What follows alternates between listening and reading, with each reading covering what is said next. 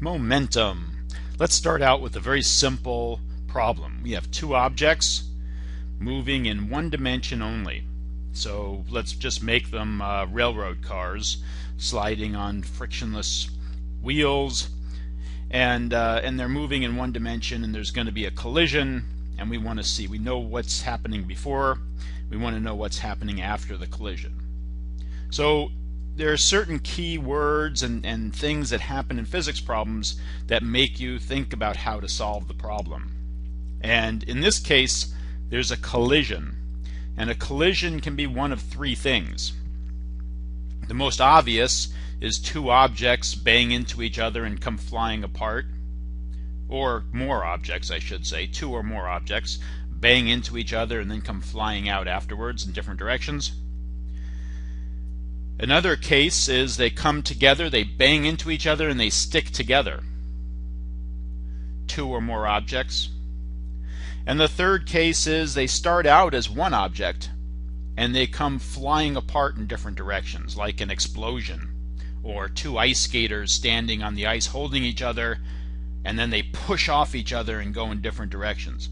So those, in my mind, all three of those, I think collision. And when I think collision, I think momentum, because in a collision, energy is not always the same. The mechanical energy, I should say, is not always the same before and after, because some of that mechanical energy gets deformed in the collision, and it gets transformed, I should say, transformed in the collision because of deformation of the objects. It goes into bending the metal in the cars when they collide, right? Heating it up, sound energy comes off, thermal energy, things get hotter, they get deformed. Sometimes we add energy to a system, like in an explosion. Maybe we have a little explosive powder or a spring that's coiled up in there, and it pushes things apart and they come apart like an explosion. Then we're actually adding some energy. We have some stored energy in the form of the spring or in the gunpowder or whatever it is, and then after that's released, it is causing things to move. So the energy, the mechanical energy before and after the collision, is not always the same. So we have to use momentum typically to get through a collision. Alright, let's get going on this problem. In this case, we don't know if the mechanical energy is the same before and after, because how do you know? How do you know you have an elastic collision? Elastic means the kinetic energy is the same before and after. The energy of motion is the same before and after the collision. There's only one way, and that is you're told that it's an elastic collision. If you're told it's an elastic collision, then you know it's elastic. I guess there's another way too. You can calculate it yourself. You can calculate the momentum before, the kinetic energy before and the kinetic energy after, and then you'd know it was a elastic collision if they were the same. But in this case, we're not told, so we don't know. So we're just going to assume that it's not elastic, that this is inelastic. But we'll check at the end and see. So we're going to use momentum to solve this problem. We're going to say the momentum initially and the momentum in the final state are going to be the same, and it's very important here. These are vector quantities. Okay, so the momentum before and after are the same, and let's go ahead and fill in what we know here. The initial momentum consists of two objects, right? So we can add them all up. The momentum of object 1 in the initial state plus the momentum of object 2 in the initial state, that's the total initial momentum, has to equal the momentum of object 1 in its final state plus the momentum of object 2 in its final state, because we're looking at the momentum of the system before the collision and after the collision, and our system consists of the two cars. So there we have it. Let's go ahead and plug in here. Momentum is mv, m1 v1 initial plus m2 v2 initial has to equal m1 v1 final plus m2 v2 final.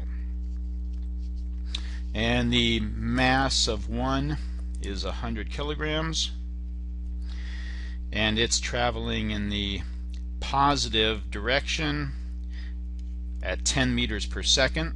I'm just going to exaggerate the plus and minus signs so helps you to keep it straight. And mass number 2 is 40 kilograms, traveling in the negative direction at 20 meters per second. Mass number 1 is 100, traveling in the negative direction at 7.143 meters per second. And we are solving for V2 final. And what I get when I plug everything in, I get a positive 22.86 meters per second for V2 final.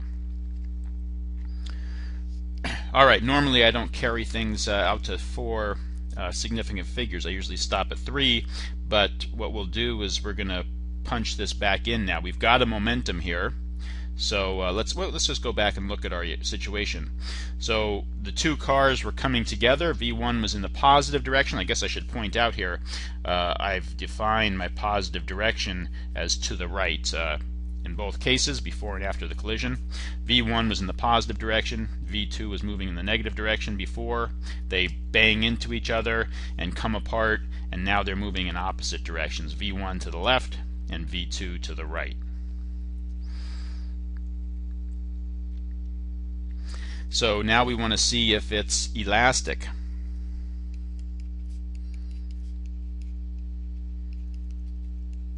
Well, how do we know?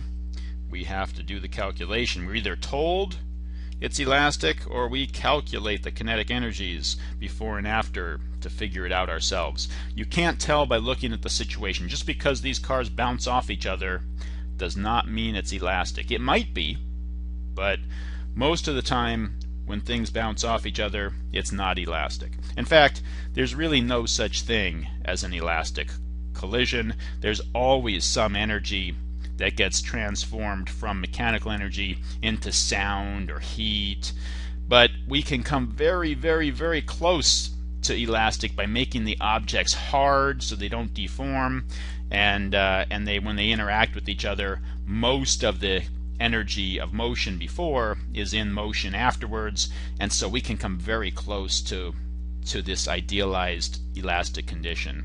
Like, for instance, when you see people shooting pool on a billiards table, those collisions are very close to elastic collisions. So what we want to know is, I'm just going to put a little question mark over that equal sign. Are the kinetic energies before and after this collision equal to each other? So let's see, what do we have? Before, we have 1/2 m1 v1 initial squared, and we also have 1/2 m2 v2 initial squared, and we want to know, is that going to equal 1/2 m1 v1 final squared plus 1/2 m2 v2 final squared? So now energy is not a vector quantity, so all of these are going to be positive quantities. Momentum is a vector quantity, so we had some positive, some negative. You have to be very careful with your signs. But in this case, we'll just go ahead and put in the magnitudes of the velocities because they're all squared. I'm going to multiply through by 2 and get rid of my 1/2s, if that's okay. And I've got a 100 kilograms times 10 meters per second squared plus 40 kilograms times 20 meters per second squared.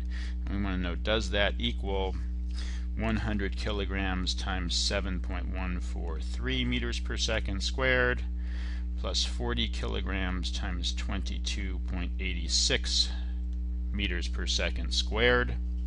And I get 26,000 is approximately equal to 26,005. So I'm okay with that.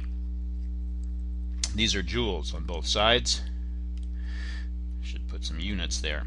26,000 joules on the left side. Now I should have left my 1/2 in there, I guess, but I multiplied through by 2.